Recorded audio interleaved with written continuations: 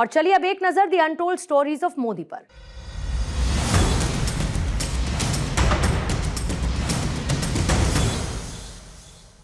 यूं तो देश को कई प्रधानमंत्री मिले, लेकिन नरेंद्र मोदी जैसा कोई नहीं देखा। ये सबके सौभाग्य की बात है कि देश को नरेंद्र मोदी जैसे प्रधानमंत्री मिले हैं। ये कहना है स्वामी चिदानंद सरस्वती महाराज का। The untold stories of Modi में ऐसी ही एक अनसुनी कहानी स्वामी चिदानंद सरस्वती महाराज की जुबानी।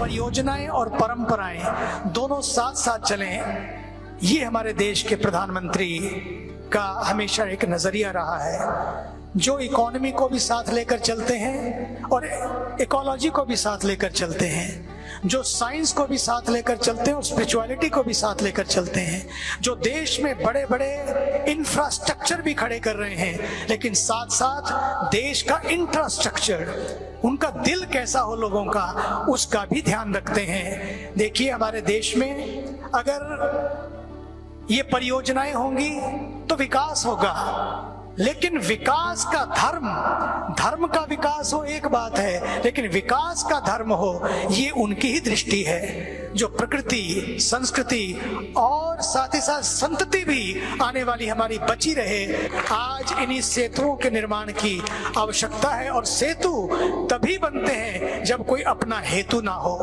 अपना कोई एजेंडा ना हो, एजेंडा केवल देश हो।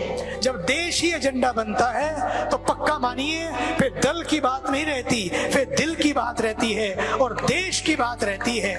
इसलिए मुझे तो लगता है कि भारत की आत्मा तीर्थों में बसती है, लेकिन मुझे तो लगने लगा है कि तीर्थों की आत्मा हमारे देश के राष्ट्र ऋषि श्री मोदी जी में बसती है। उनके बारे में सोचता हूँ, मेरी आंखें ही नहीं बल्कि मेरे हृदय की पलकें भी गीली हो उठती हैं, क्योंकि मैंने बहुतों को देखा है, पूरे विश्व को देखा है। किसी भी देश में इस जैसा सम्मान किसी राष्ट्राध्यक्ष का नहीं हुआ जो हमारे देश के प्रधानमंत्री जी का होता है।